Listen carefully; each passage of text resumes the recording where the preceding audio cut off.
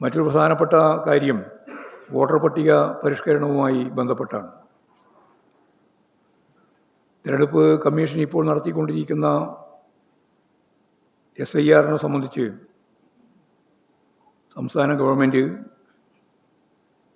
Supreme കോടതിയിൽ case file ചെയ്ത് കഴിഞ്ഞിരിക്കുകയാണ്.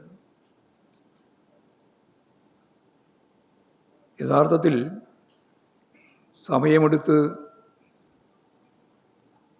കൈകാര്യം ചെയ്യേണ്ടുന്ന, വളരെ സൂക്ഷ്മതയിൽ കൈകാര്യം ചെയ്യേണ്ടുന്ന ഒരു വിഷയം ഭരണഘടനാ വിരുദ്ധമായി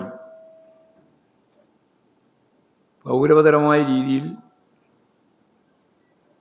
കേരളത്തിലെ വോട്ടർമാരെ ബാധിക്കുന്ന, ഇന്ത്യയിലെ അങ്ങോളം ഇങ്ങോളമുള്ള വോട്ടർമാരെ ബാധിക്കുന്ന ഈ വോട്ടർ പട്ടിക പരിഷ്കരണം വലിയ രീതിയിലുള്ള പ്രതിഷേധത്തിന് ഇന്ത്യയിലും കേരളത്തിലും ഇടയാക്കിയിട്ടുണ്ട്.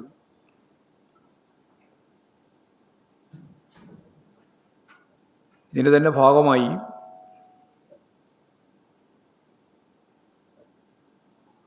SIR ജോലി ചെയ്തുകൊണ്ടിരിക്കുന്ന ജീവനക്കാരുടെ സമ്മർദ്ദം, ജോലിഭാരം ഉൾപ്പെടെയുള്ള സമ്മർദ്ദം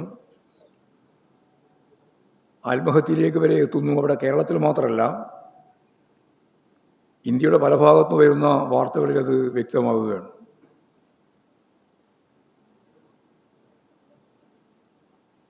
ഈ സംബന്ധിച്ച് സുപ്രീം കോടതിയിൽ സംസ്ഥാന സർക്കാർ നൽകിയ ഹർജിയിൽ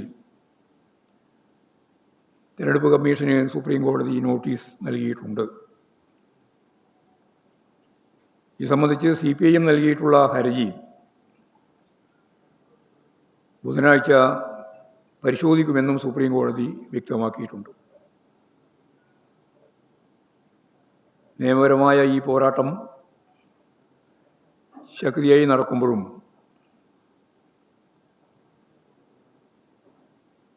SIRൻ്റെ ഭാഗമായി എല്ലാ വാർഡുകളിലും ഓരോ വോട്ടർമാരും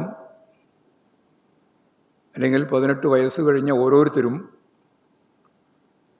വോട്ടർ പട്ടികയിൽ ഉൾപ്പെട്ടിരിക്കുന്നു എന്നുള്ളതിന് ഉറപ്പുണ്ടാക്കാൻ ഉതകുന്ന രീതിയിലുള്ള പ്രായോഗിക സമീപനം സ്വീകരിക്കണം എന്നും പാർട്ടി തീരുമാനിച്ചിട്ടുണ്ട്. അതിൻ്റെ ഭാഗമായി പ്രത്യേക സ്ക്വാഡുകളും അതേപോലെ തന്നെ ഹെൽപ്പ് ഡെസ്കുകളും ആരംഭിച്ച് ഈ വോട്ടർ പട്ടികയിൽ ഒരാളും വിട്ടുപോകാതിരിക്കുന്നതിന് വേണ്ടിയുള്ള ശ്രമകരമായ പ്രായോഗിക പ്രവർത്തനത്തിലും പാർട്ടി ഇടപെട്ടുകൊണ്ടിരിക്കുകയാണ്.